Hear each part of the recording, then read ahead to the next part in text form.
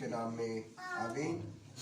कलाम मुक़द्दस में इस्तश्ना की किताब इस्तश्ना 28 बाब उसकी पहली आयत हमने खुदा के कलाम को आज से तकरीबन 300 एतवार पहले से हमने 28वें बाब की पहली आयत से शुरू किया और आज भी हम 28वें बाब में है। और खुदा की तरफ से जो नेमतें हमारे वफादार होने के सबब से मिलती है वो भी कलाम मुक़द्दस इसी बात में ज़ाहिर होता है।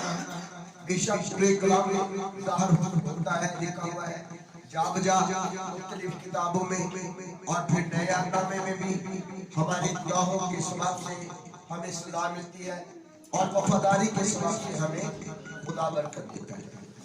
यानी हुक्म को मानना वफादारी है और हुक्म को रद्द करना ये नाफरमानी। तो नाफरमानी की सजा जो है वो भी इसी बाब में। और फिर उसके बाद जो है अगर हम फरमाबरदार हैं तो उनकी बरकतें भी खुदा ने इसमें जो वादा किया और हमें मिल रही है, ये नहीं कि नहीं। तो अगर सजा है नाफरमानी के सबब से तो वो भी हमें मिल रही है, हम महसूस करते हैं अपने घरों में, अपनी जिंदगी में महसूस करते हैं। तो आज हमारे सामने मैं शुरू का इस रिकॉर्डिंग के लिए शुरू जब हमने किया तो 28 बाब की पहली आयत मैं उसमें से अभी आपके सामने पहली आयत से दूसरी आयत मैं आपके याद दहानी के लिए इस हवाला में पढ़ूंगा और उसके बाद फिर हम 25 आयत से जो आज जो हमने जहां से स्टार्ट लेना है वो है 25 आयत। आज का हिस्सा जो कलाम का है इस्तश्ना 28 बाब की आज का जो हिस्सा है वो होगा 25 आयत। कलाम मुक़द्दस में यूं मरकूम है 28 बाब उसकी पहली आयत।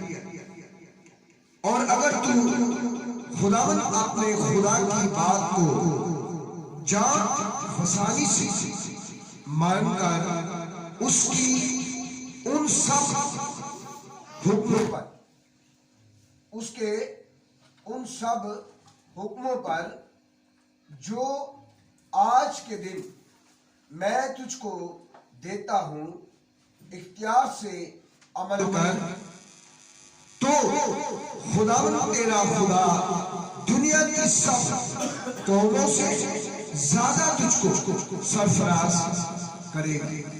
दुनिया की सब कौमों से ज्यादा तुझे सरफराज करेगा। और अगर तू खुदावंद अपने खुदा की बात सुने तो ये सब अगर तू खुदावंद अपने खुदा की बात सुन ले तो ये सब बरकतें तुझ पर नाज़िल होगी और तुझको मिले। ये था वो हिस्सा जहां से हमने आज से 4 इतवार पहले इसी बात से शुरू किया था जो खुदा ने बाकायदगी से बड़े स्पेशल तौर पर ये कलाम दिया कि इस कलाम का पूरा जितना भी हिस्सा है वो लोगों तक, खुदा की भेड़ों तक पहुंचे ताकि वो रोशनी में, नूर में रहे। ऐसा ना हो कि वो तारीकी में रहे और वे इसको ना जाने कि गुनाह के सबब से सजा, वफादारी और वफादारी के सबब से बरकत। तो आज हम जो हिस्सा पढ़ने वाले हैं खुदा के कलाम में से वो है 28वां बाब उसकी 25वीं आयत से।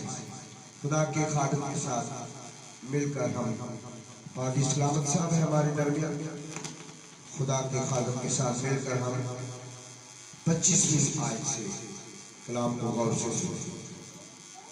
खुदावंद तुझको तेरे दुश्मनों के आगे शिकस्त दिलाएगा, तो उनके मुकाबला के लिए तो एक ही रास्ता से जाएगा और उनके सामने से 7 रास्तों से होकर भागेगा। और दुनिया की तमाम सल्तनतों में तू मारा मारा फिरेगा, और तेरी लाश हवा के परिंदों और ज़मीन के दरिंदों की खुराक होगी, और कोई उनको हंकार कर भगाने को भी ना होगा। खुदावंद तुझको मिस्र के फोड़ों और बवासीर और खुजली और खारिश में ऐसा मुब्तला करेगा कि तू कभी अच्छा भी नहीं होने का। खुदावंद तुझको जुनून और नाबिनाई और दिल की घबराहट में भी मुब्तला कर देगा, और जैसे अंधा अंधेरे में टटोलता है, वैसे ही तू दोपहर दिन को टटोलता फिरेगा, और तू अपने सब धंधों में नाकाम रहेगा, और तुझ पर हमेशा जुल्म ही होगा, और तू लुटता ही रहेगा, और कोई ना होगा जो तुझको बचाए। आमीन। कोई ना होगा जो तुझको इस लानत से बचाए जो तेरे गुनाह के सबब से। किसके सबब से है? तेरे गुनाह के सबब से। ये हम अक्सर कह देते हैं खुदा ने पाई है। भाई खुदा ने अगर पानी होती तो खुदा पैदा क्यों करता? खुदा तो पता है, खुदा माजी हाल और मुस्तकबिल का खुदा है। माजी हाल और मुस्तकबिल का खुदा है। जितने मुकाश हमारी आंखों से ओझल है, खुदा जानता है कि कल क्या होने वाला है, कल को क्या होगा, एक बार के बाद क्या होगा, साल के बाद क्या होगा। तो ये खुदा सब जानता है। तो अगर खुदा ने हमें मुसीबतों में रखना था, तो फिर खुदा अपने बेटे की कुर्बानी क्यों देता? खुदा बेटा बनकर दुनिया में क्यों आता? खुदा उसकी कुर्बानी से हमें आजाद क्यों करवाता? कलमा मुजस्सम क्यों होता? इतने नबी और रसूल खुदा ने भेजे हमारी बेटी के लिए, लेकिन हमने उनकी ना सुनी, तो खुदा उनको भी ना भेजे। क्या जरूरत? लेकिन जब आदम को बनाया और पैदा किया, तो आदम ने ही इस गुनाह की बुनियाद रखी। आदम ने ही इस गुनाह की, इस जिंदगी की, इस सारी सजा की बुनियाद रखी। और पहले जो नाम आता है वो हवा का आता है कि हवा ने पहले खाया और फिर आदम को दिया, और वो क्या हुआ? नाफरमानी हुई। लोग ये ढूंढते फिरते हैं, बहुत सारे आदम भी ऐसे हैं, वो ढूंढते फिरते हैं कि गुनाह हुआ और वो कौन सा फल था कि खाता। कोई कहता है गंदम का डाला था, कोई कहता है शेष खा लिया, कोई कहता है कि और कोई किसी भी फल का नाम ले, केला खा लिया। ऐसा नहीं है। खुदा ने कहा था उसे कि ये सारे पूरे बाप की जितने फलदार है, तो उन सब नेमतों को खाना, और ये जो बीच में बाग के बीच में, बाग अदन के दरमियान में ये जो दरख्त है, ना इसे छूना और ना इसका फल, ना इसका फल बोले, ना इसका फल ना खाना। अब क्या हुआ? अब वो फल कोई भी नहीं, लेकिन हुआ क्या कि खुदा के हुक्म को रद्द किया और अपनी जिस्मानी ख्वाहिश पूरी की। अब जब हम जुबान से बड़ा मजा होता है, कोई भी चीज हम खाते हैं उसका मजा यहाँ तक रहता है और उसका नतीजा यहाँ पर जाकर निकलता है। मजा यहाँ तक है जुबान में, उसका स्वाद आ रहा है, खट्टा है, मीठा है या कोई भी भी या रलिया मिला खट्टा मीठा ही या ज्यादा मीठा है या फीका है, जो भी है वो आपकी जुबान आपके मुंह के अंदर जायका आएगा, लेकिन उसका नतीजा, उसकी ताकत या उसकी कुछ ऐसी भी होती है चीजें जो हम खा लेते हैं तो उसके साइड इफेक्ट होते हैं। साइड इफेक्ट अगर है तब भी यहाँ पर जाएगा तो पता लगेगा, और अगर वो बाबरकत है, उसमें ताकत है, तो वो भी यहाँ पर जाएगी तो तब आपके पूरे जिस्म से वो बाहर करेगी और वो जिस काम की आपने खाया आपको ताकत। और ये काम जो था वो हवा ने किया, पहले हवा ने उसको छुआ भी उस दरख्त को और फिर उसका फल भी खाया, फिर आदम से कहा कि तू भी खा। अब ये है बुनियाद खुदा की और खुदा से दूरी की बुनियाद वहां रखी गई, और उसी बुनियाद के सबब से, उसी बुनियाद के सबब से खुदा ने इस नाफरमानी की सजा बताने वाले को यानी इब्लीस के खा बहुत मजा है, उसे भी सजा दी और फिर हवा को भी सजा दी, और फिर आदम को कहा कि तूने इसके कहने से तीनों को सजा देकर उस अपनी जिंदगी के घर से, उस अच्छी जगह से जहां पर फिक्र नहीं था, जहां पर ये नहीं था कि मैं नंगा हूं, जहां पर ये नहीं उनको पता था कि कमाई करनी है, खून पसीना बहाना है, गर्दन काटनी है, और गर्मी के अयाम है या सर्दी के अयाम है, कपड़े पहनने हैं या नहीं, नवा जोड़ा लाना या नहीं, जूती बाटा ही लानी है या सब्जी लानी है, ये उसे मालूम नहीं। और हवा को भी पता नहीं था मेकअप करना है या नहीं करना है, नहीं पता। मेकअप पर भी बहुत सा पैसा खर्च होता है, लेकिन खुदा के लिए, उनके लिए, उनके पास कुछ नहीं। 30-30, 40-40 हजार रुपए का मेकअप करते हैं, घरों में लाते हैं, झगड़ा करके लाते हैं, जब बर्पा होती है ऐसे फजूल खर्चों पर घरों में फिर भी करते हैं, और खुदा के घर के लिए कुछ नहीं। ये नाफरमानी नहीं, ये भी नाफरमानी है, ये भी नाफरमानी है कि खुदा के हुक्म के मुताबिक हमने कभी खुदा के गुलाम के लिए, खुदा के घर के लिए नहीं सोचा। अब जितनी हमें मिलती है मिस्ट्रियाँ, वो फलानी मिस्ट्री बड़ी भाई लेने पर जा रही है, तो क्या है उनके पास? वो लोगों का पैसा है। फलाना खादम बहुत ऊंचा हो गया, बहुत ऊंचा हो गया, खादम बहुत ऊंचा हो गया। कितने ऊंचा हो गया भाई? वो कहीं टेलीदार का या गैस के वो पोल के ऊपर बैठ गया, वो ऊंचा हो गया। क्या ऊंचाई है?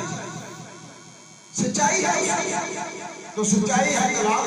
अगर वो कलाम पर चलता है तो वो भी बरकत पाएगा, अगर वो कलाम पर नहीं चलता तो वो भी सजा। बेशक जो आपके सामने चरवाहा है, आपके सामने वो खुदा का कहा। तो इन बातों को, ये जो मैंने की, ये खुदा के खिलाफ और नाफरमानी है, क्योंकि हमने उसके हुक्मों को नहीं माना। तो यहाँ पर 25 आयत में कलाम मुक़द्दस में लिखा है, खुदावंद तुझको तेरे दुश्मनों के आगे क्या देगा? शिकस्त दे। और हमारे दुश्मन कितने हैं? कोई गिन कर बता सकता है कितने हैं हमारे? वो एक तो सरदार है ना, वो तो सदर है, वजीर आगे उसकी रियासत, कितने उसके वजीर हैं, कितनी उसकी पब्लिक है, ये सब जो है वो हमारे खिलाफ। और हम क्यों गिर जाते हैं? इसलिए कि हम कमजोर हैं, हम कमजोर हैं। हम अपने दुश्मनों से लड़ नहीं पाते, ना रूहानी तौर पर, ना माली तौर पर, और ना जिस्मानी तौर पर। हम शिकस्त खाते हैं उनके सामने से, और फिर डर और खौफ हर वक्त हमारी जिंदगी में है, क्योंकि हम ना तो खुदा से ताल्लुक रखते हैं, ना हम खुदा के कलाम से ताल्लुक रखते हैं, ना अमल करते हैं, ना कलाम को सुनकर अपने खुदा की हजूरी में ना तरतीब का जबकि तरतीब जो है वो बिल्कुल फ्री है। तरतीब जो है वो बिल्कुल फ्री है, वो नहीं है हमारे यहाँ। हमारे खानदानों में तरतीब नहीं। जब हम कहते हैं कि जी आज इबादत 9 बजे है तो हम वहां पर 12 बजे जाते हैं, 3 घंटे लेट जुई में जावा बाबा ते पादी साहब कहन आए हम दुआएं बानी बड़े खुश हो गए। मैं सही टाइम पे आया, क्या हो फिर मुझे पता सी कि 12 बजे मुझे जाना, जल्दी जान छोड़ दिया, 2 मिनट वेला में आ गया हो गया।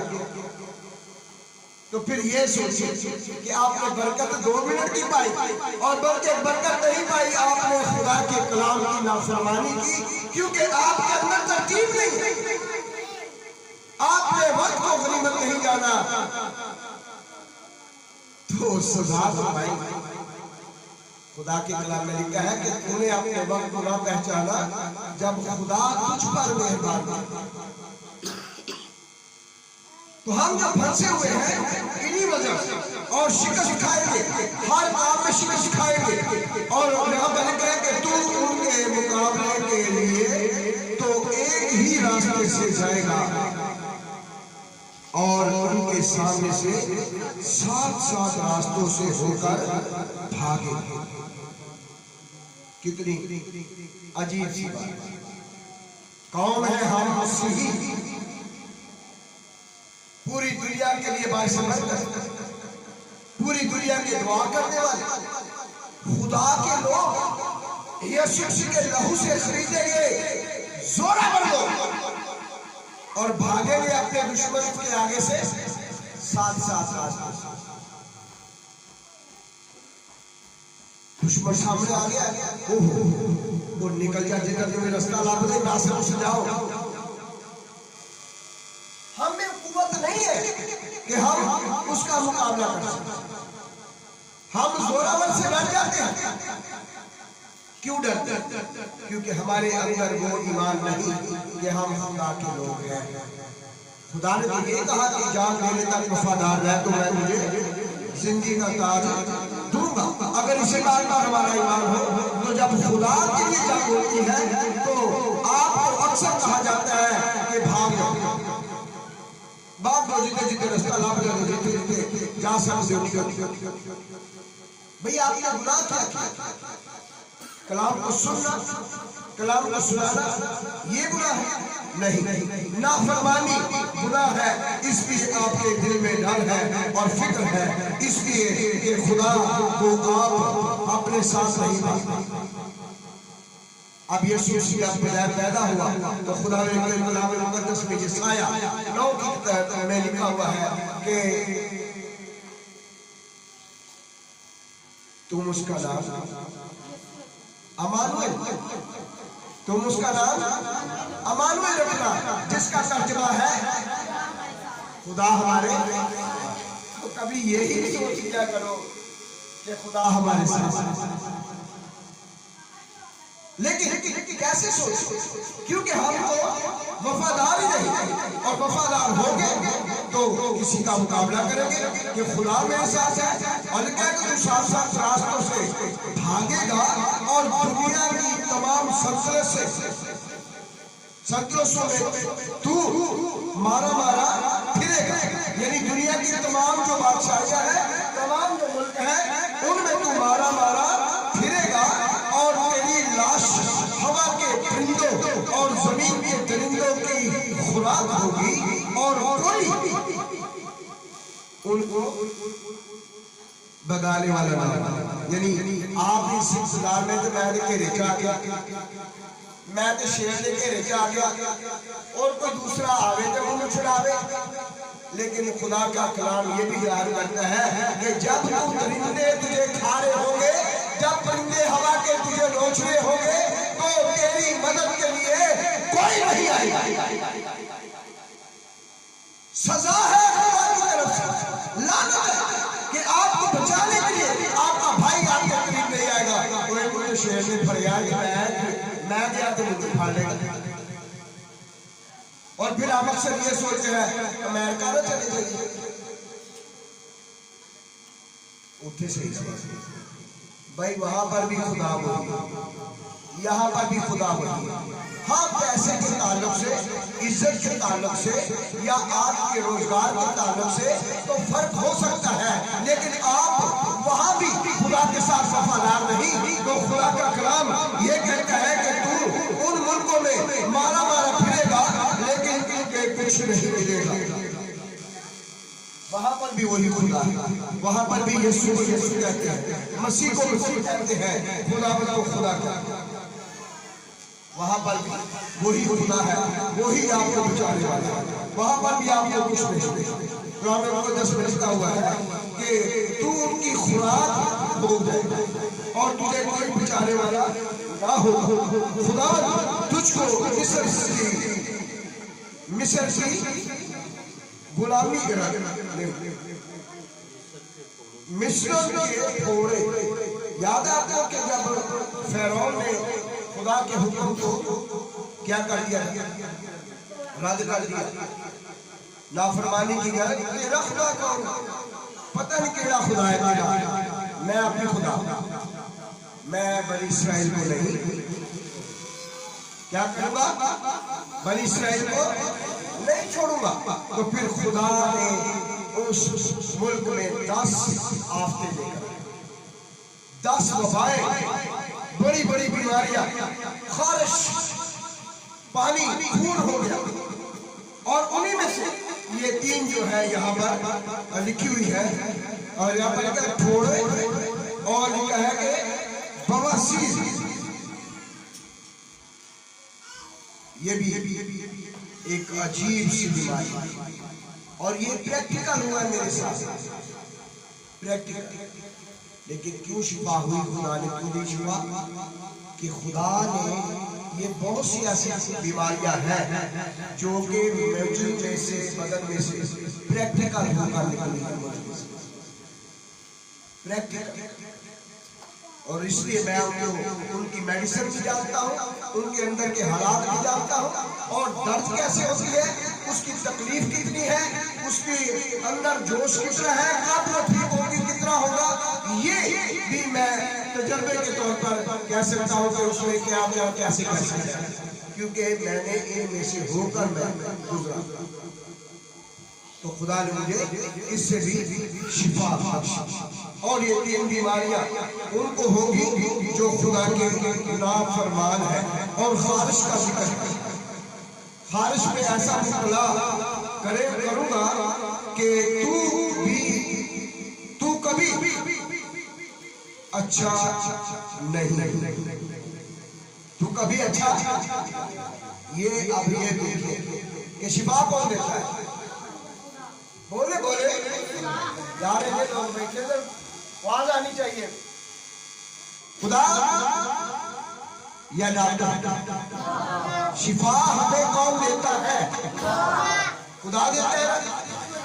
तो अब ये खुदा ही कह रहा है कि तू कभी अच्छा नहीं होगा, तो फिर कौन बचाएगा?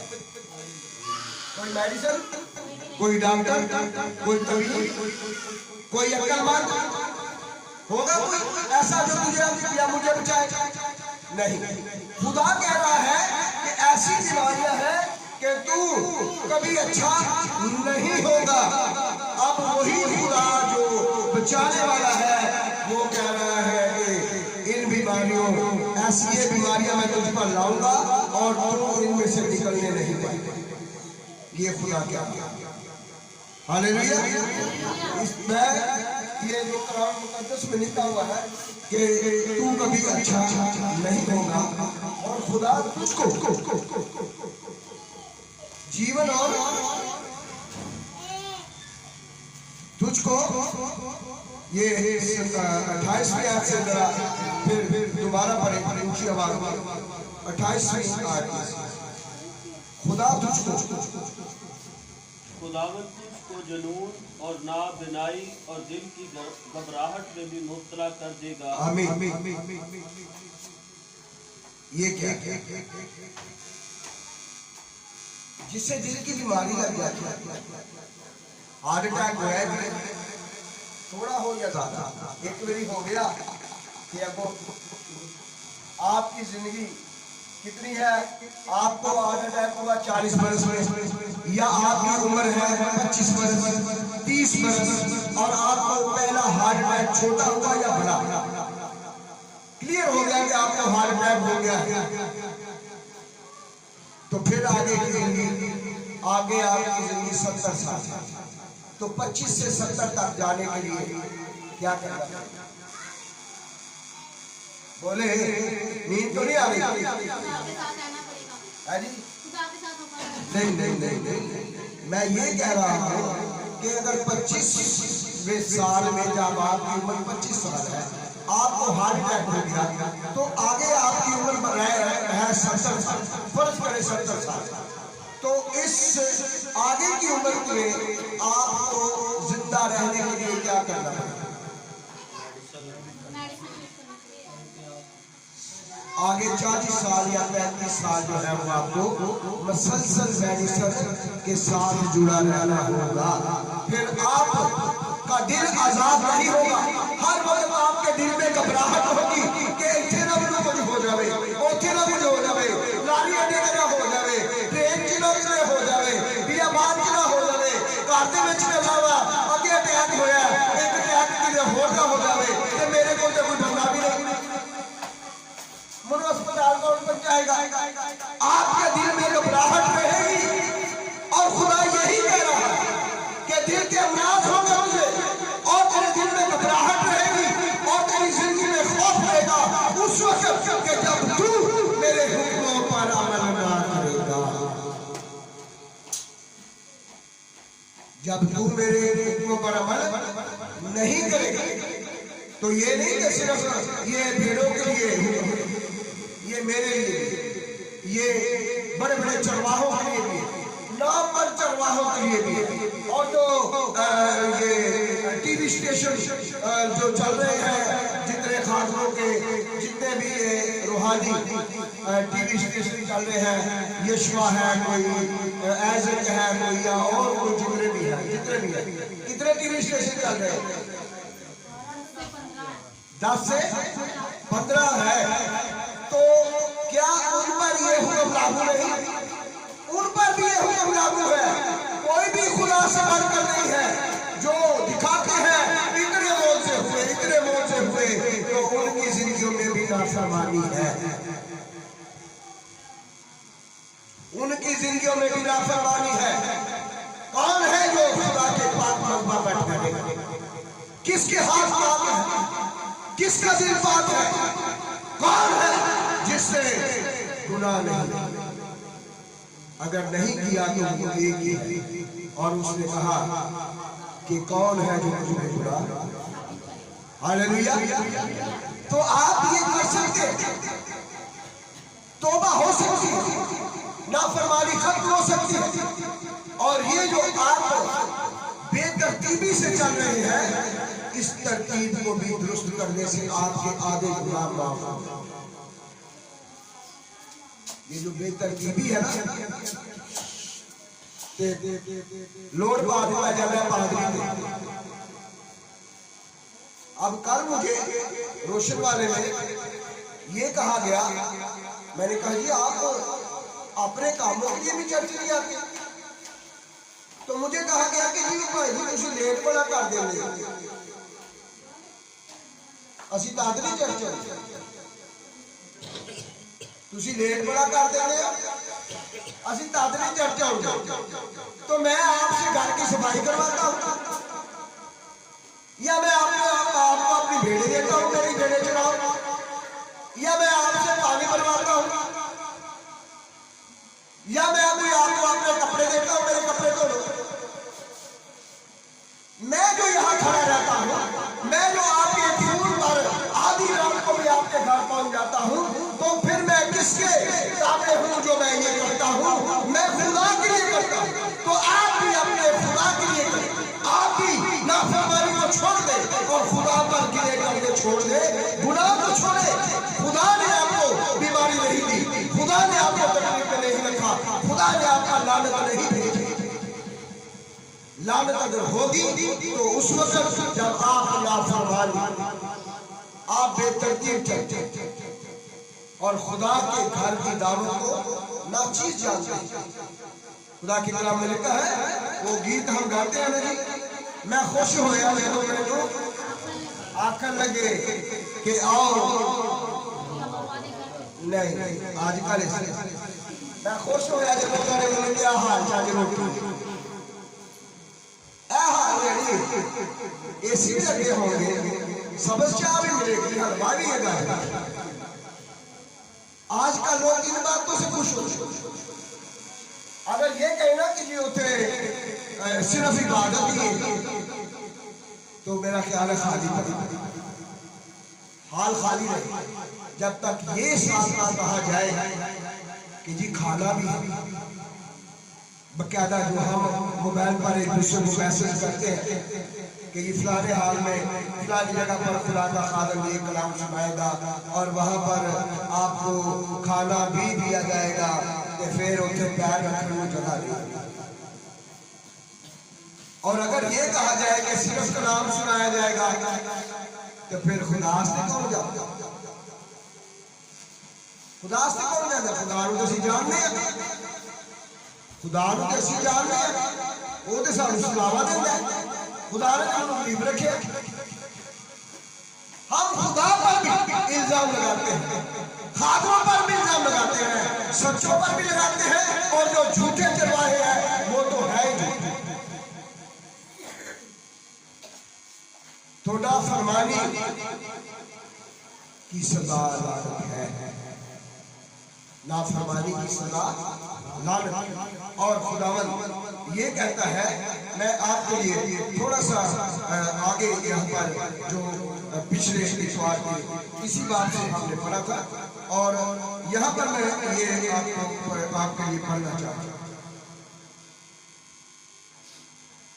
ये है 8वीं आयत, 28वां इसकी 8वीं आयत।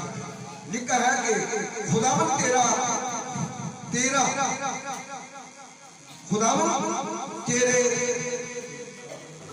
अम्बाद में और सब कामों में जिन में तू हाथ लगाए बरकत को हुक्म देगा, बरकत को हुक्म देगा। और खुदावन तेरा खुदा उस मुल्क जिसमें वो तुझको देगा, तुझको बरकत बख्शेगा।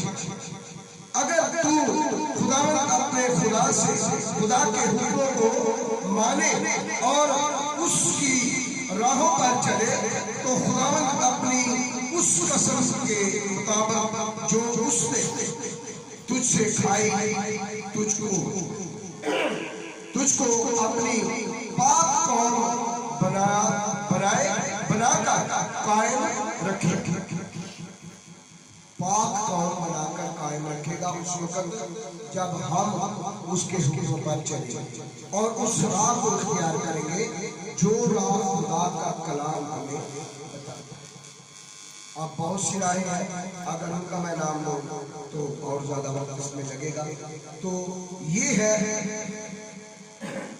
खुदा की तरफ से बरकत का एक छोटा सा हवाला मैंने इसलिए पढ़ा कि वो सब लाभते थे जो हवाला आज हमने 25 आयत से लेकर उसकी हमने पढ़ा है यहाँ पर, ये 29 आयत, 25 से 29 यानी 4 आयतों तो हमने जो पढ़ा उसमें वो थी लाभते जो हम हुक्म नहीं मानते तो कौन कौन सी बीमारियां और लानतें कितनी होगी। और 28वें बात की ये जो 8 आयत मैंने पढ़ी, इसमें लिखा है कि अगर तू जिस मुल्क में रहेगा वो मुल्क बाबरकत होगा, याकूब की मानी जैसे वो वहाँ अपने सुसर लाबन के पास गया, तो इसी तरह जब तू जिस मुल्क में रहेगा वो बरकत होगा, वो बरकत पाएगा। और जिस चीज को तू हाथ लगाएगा लिखा है कि वो भी तेरे लिए वैसी होगी जैसा तू। इंसान की सोच की कि सारा कुछ मेरा, सारा कुछ मेरा ही और सारे मंगल वाले होण, मैं कल्ले ही बेच दूंगा। लेकिन खुदा हर एक के माफी करेगा। अगर हम बेहतर करेंगे, यानी कि मैं यहाँ खड़ा हूँ तो खुदा के खिलाफ हूँ, तो यहाँ खड़ा है उसे बरकत मिले नहीं पाए, कुछ भी करेंगे ऐसा खुदा किसी की तरफदारी नहीं करेगा। खुदा बरकत देता है, लानत नहीं। पाक अपना समझ हम सब के लिए बाइस। आमीन आमीन आमीन।